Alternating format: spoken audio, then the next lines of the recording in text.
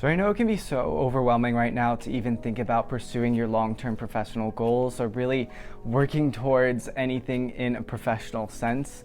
But if you take it one step at a time and you really just go back to the basics right now, you can really set yourself up for a lot of success in the future. And a really easy way that you can do that right now is working on your CV, your resume, and your LinkedIn profile. So in the past few months, I've had a lot of success with LinkedIn, connecting me with some really great collaborators that I will have on the opposite side of the world in the Philippines when I do my Fulbright project. So I wanted to share some of the tips that I've been using to really amplify my LinkedIn profile and make sure it's the best that it can be.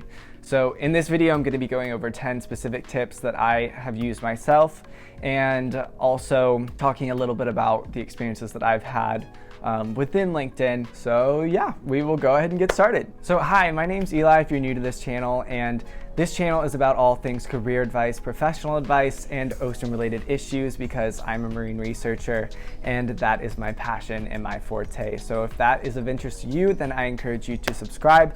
But today we are talking about LinkedIn. And so my very first tip for those of you watching this is to take the time to actually make your LinkedIn incredible. Just dedicate at least 1 or 2 hours. That's really all it takes to build a solid foundation for your LinkedIn profile.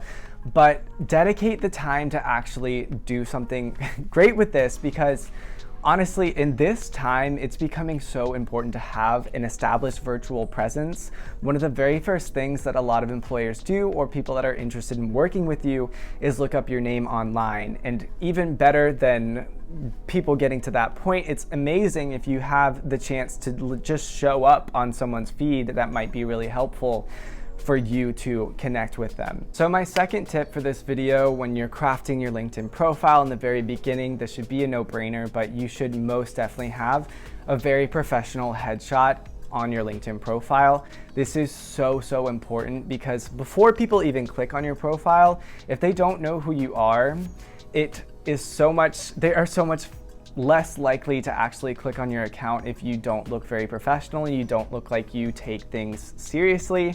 This is a very minimal thing. It's a very small profile picture, but it has a big effect on people.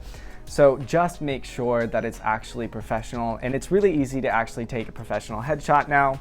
Like now that iPhones and so many phones have such nice cameras, just go out with your friends, put on a suit, put on a dress, and go out and snap a few pictures with a nice background, and it will improve your viewage and how you look on LinkedIn.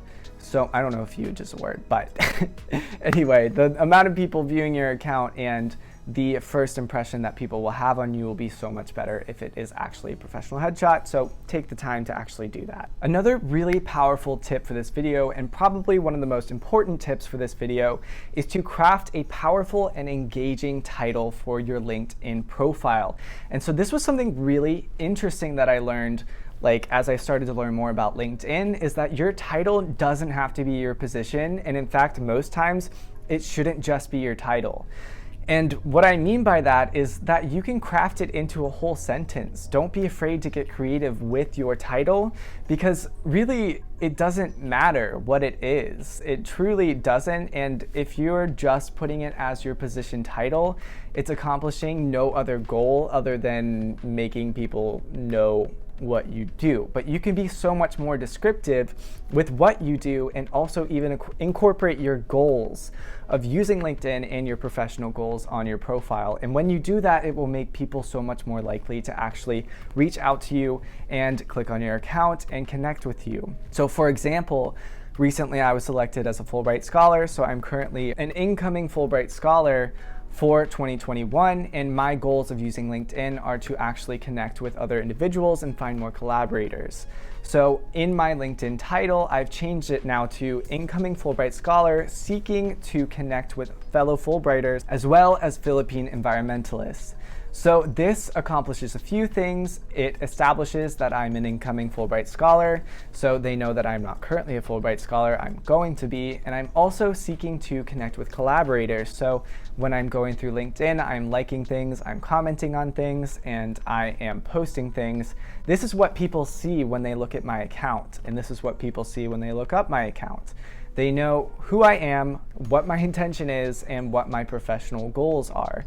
So this makes it so much easier for people to actually reach out to me. And this is something like such a unique thing that I was never told and I don't see many people doing, but it's so important to actually make it easier for people to connect with you. So definitely utilize that trick. Tip number 4 is to make sure that you are including numbers, case studies, and actual examples from your experience to exemplify the results of what you have actually accomplished.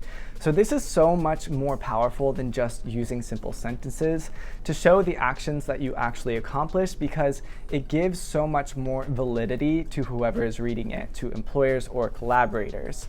It gives them a much greater grasp and a lot more comfort in knowing that you are capable of very concrete skills and concrete things.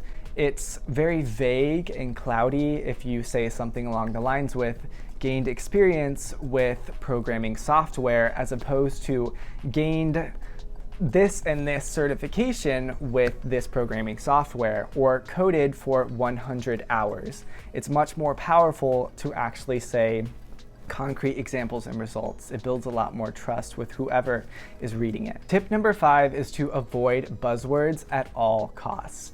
Words like driven, patient, innovative, creative, those kinds of words, you can use them, although just know that everyone else on LinkedIn uses them, and employers eventually get sick of seeing the same things over and over and over again. So if you want to stand out, find unique words and use a thesaurus or go online and look for synonyms.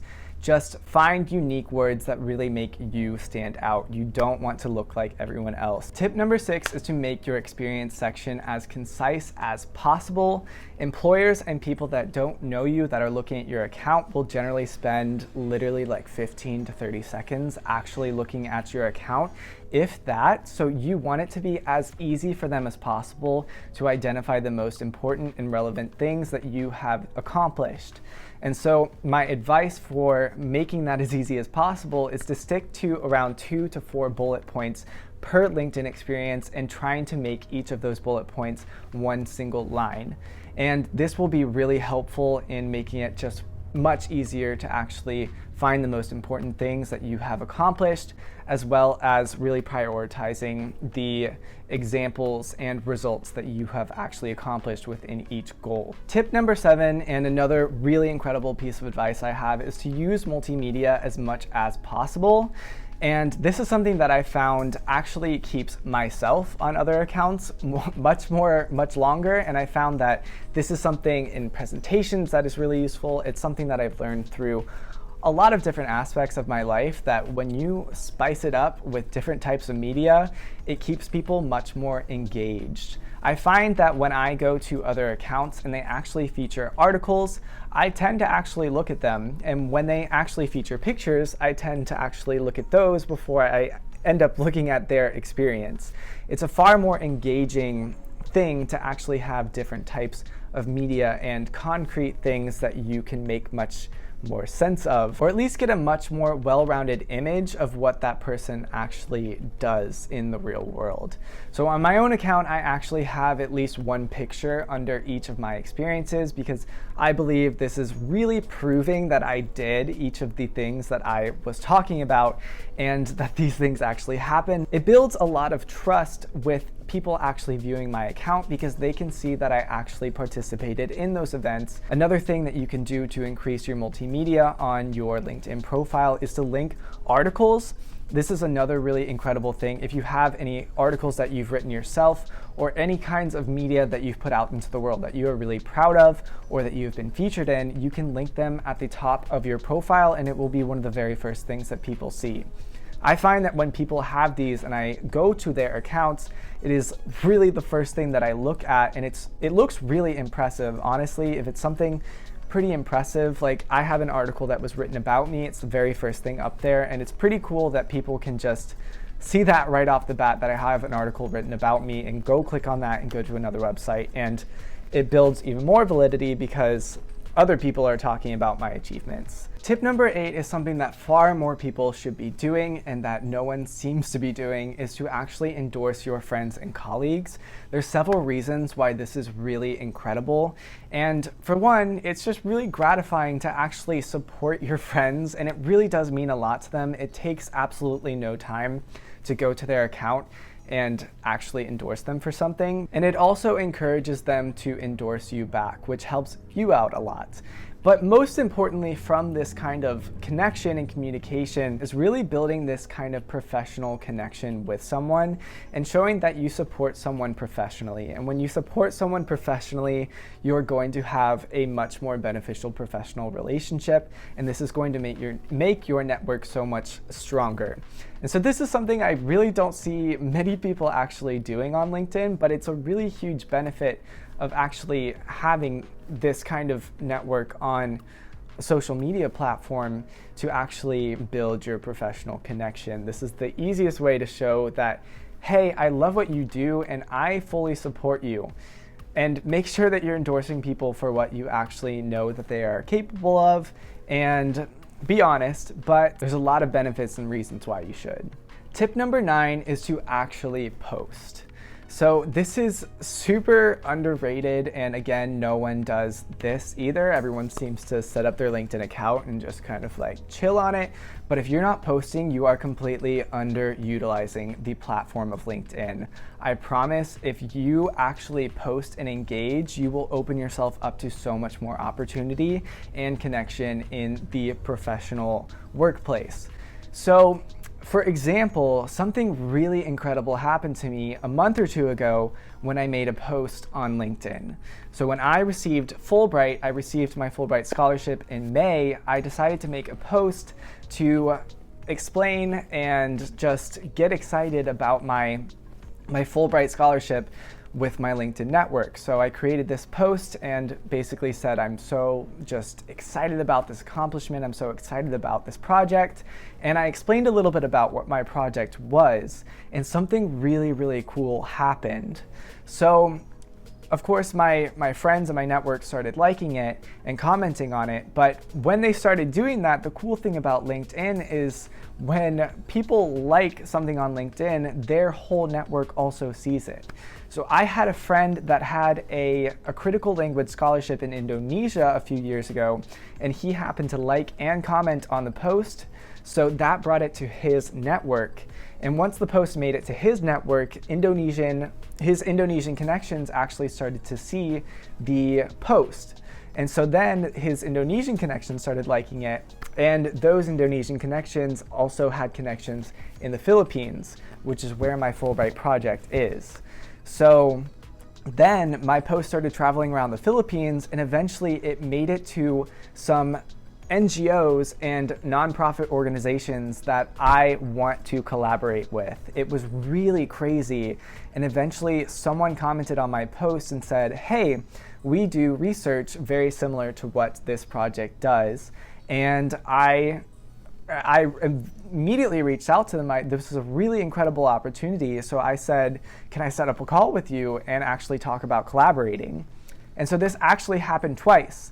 And the second organization that commented on this post that was also excited about this project was actually 20 minutes from another one of my collaborators in the Philippines. This is on the opposite side of the world for me, and I have absolutely no connection to these people other than this like ripple effect within my LinkedIn network. It was just insane, and it just shows the power of posting on LinkedIn and how quickly things can go viral. So take time to craft really powerful, engaging posts that really exemplify your goals and what you hope to achieve within your professional career. It can really open up a lot of doors in LinkedIn, and it's a completely underutilized resource, so make sure you are posting. So tip number 10, and my very last tip for this video, is to make sure you are incorporating your personality within your LinkedIn profile. If there's anything that I've learned about professionalism, career advice, and applying to different organizations and things,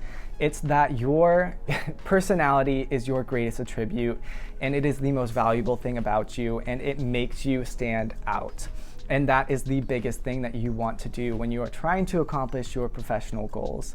It's so important to sound professional, but make sure at the end of the day, what you're putting out there in your professional endeavors is relevant to who you actually are. And so little ways that you can do that within your LinkedIn profile are, like in that title statement, including your so what. What are you doing it for? And in your posts, showing how excited you are about different articles or your achievements or the goals that you have in mind. Share those things with people and let them know who you are as a person. And a little way that I do that within my LinkedIn account is having those pictures and having those multimedia things to really get a whole picture of people, or of myself, so people understand who I am. So when people are able to see those pictures, they're able to see the actual actions that I am doing within my experiences that are relevant to what I enjoy, and really showing that I actually enjoy them and have a good time in them. And I think this is a really important thing to emphasize. And again, distinguish yourself from others, and that is the most important thing in achieving your professional goals. So that's all that I had for this video, and if you thought this was useful, please give it a thumbs up. And if you have any questions related to anything within this video, or you'd like to see any kinds of related topics within professionalism, career advice, or more marine research related professional goals, then please let me know in the comments. But otherwise, I hope you have a wonderful rest of your day, and stay happy, stay positive, and I will see you in the next video.